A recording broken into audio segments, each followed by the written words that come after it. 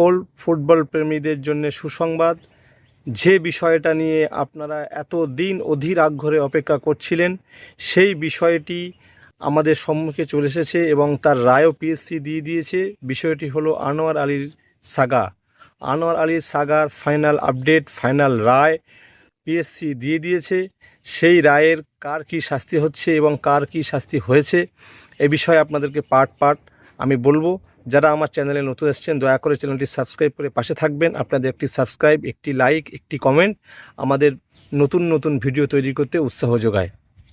তো বন্ধুরা, সর্বপ্রথম আনোয়ার আলীর বিষয়ে বলবো। আনোয়ার আলীকে পার্সোনালি 4 মাসের জন্য ব্যান করা হয়েছে। আনোয়ার আলী পার্সোনালি ইস্টবেঙ্গল ক্লাবের হয়ে 4 মাস কোনো ম্যাচ খেলতে পারবে না। ইন্ডিয়ার হয়ে খেলতে পারবে, কিন্তু ক্লাবের হয়ে কোনো ম্যাচ তিনি খেলতে পারবেন না। অর্থাৎ জানুয়ারি মাসের আগ পর্যন্ত ইস্টবেঙ্গলের হয়ে আনোয়ার আলী খেলতে পারবেন না। এটা হলো আনোয়ার আলীর নির্বাসনের ব্যাপার। দ্বিতীয় যে বিষয়টা হচ্ছে, এবং আনোয়ার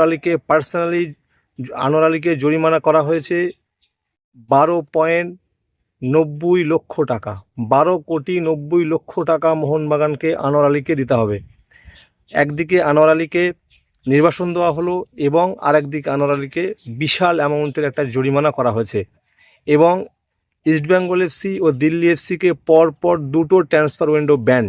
এটা একটি বড় ধাক্কা এসে দাঁড়াবে ইস্টবেঙ্গল এফসির জন্য। কারণ ইস্টবেঙ্গল এফসির অনেক জায়গায় ফুটবলার নেওয়া বাকি রয়েছে এবং অনেক জায়গায় ফুটবলার তারা নেবে।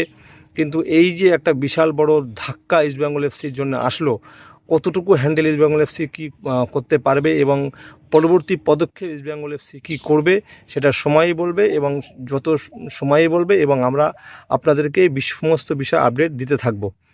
এটা হলো দিল্লি এফসির বিষয়টা। রঞ্জিত বাজার পার্সোনালি কোনো শাস্তির মুখে পড়লো না, কারণ দিল্লি এফসির বিষয়টা এখানে, যেহেতু দিল্লি এফসি আন্ডারভাবে কন্ট্রাক্ট টার্মিনেশন করেছিল আনোয়ার আলীকে, বেআইনিভাবে ফেরত নিয়েছিল এবং বেআইনিভাবে ইস্টবেঙ্গলকে দিয়েছে। এই বিষয়গুলো ফিফার এআইএফএফের চোখে খারাপ লেগেছে। এই জন্য দিল্লি এফসিকেও 2টো ট্রান্সফার উইন্ডো ব্যান করা হয়েছে। মোহনবাগান কী পেল এই পুরো বিষয়? আনোয়ার আলী মোহনবাগানকে 12,90,00,000 টাকা ক্ষতিপূরণ দিতে হবে। এখন বিষয়টা কিভাবে নেবে আনোয়ার আলী এবং ইস্টবেঙ্গল এফসি সেটা সময়ই বলবে। তবে যতটুকু আমাদের কাছে খবর এসছে যে ইস্টবেঙ্গল এফসি এই মুহূর্তে আইনজীবীদের সঙ্গে পরামর্শ করছে যে তারা এআইএফএফের আপিল কমিটিতে যাবে, না তারা ডাইরেক্ট কোর্ট কেস করবে। তারা কোর্ট থেকে নিষ্পত্তি নেবে না আপিল কমিটিতে যাবে। এই বিষয়ে ইস্টবেঙ্গল এফসির আইনজীবীরা, যা আনোয়ারের আইনজীবীরা পার্সোনালি রঞ্জিত বাজার বাইরে থেকে হয়তো তাদেরকে সাহায্য করবে।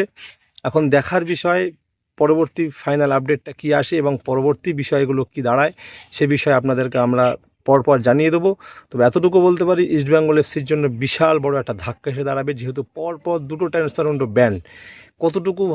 কতটুকু ইস্টবেঙ্গল কর্তৃপক্ষ সামাল দিতে পারবে, এটা বিশাল বড় একটা ব্যাপার। আর আনোয়ার আলী যে জরিমানা করা হয়েছে 12,90,00,000 টাকা মধ্যে, যে প্রায় হিসেবে 6.5 কোটি টাকা ইস্টবেঙ্গলকে আনোয়ারকে দিতে হবে চুক্তি অনুযায়ী। তো ইস্টবেঙ্গল এফসি এই ডিলটায় রাজি হবে কি না সেটাও একটা ব্যাপার। তো আমাদের এই বিষয়টি আরও ক্লিয়ার হওয়ার জন্য আরও কিছুদিন ওয়েট করতে হবে, পরবর্তী পদক্ষেপগুলো কোন দিকে যাচ্ছে বা কী দাঁড়ায়। এতটুকু আপনাদের কাছে আপডেট ছিল, আপনাদের সঙ্গে দিয়ে দিলাম। পরবর্তী ভিডিওতে আমরা আরও বিষয় নিয়ে আমরা আলোচনা করব। তো দয়া করে ভিডিওটি যদি ভালো লাগে একটি লাইক করবেন এবং আপনার মূল্যবান মতামতটা দিয়ে যাবেন। ধন্যবাদ। দেখা হবে অন্য কোনো ভিডিওতে। ভালো থাকবেন।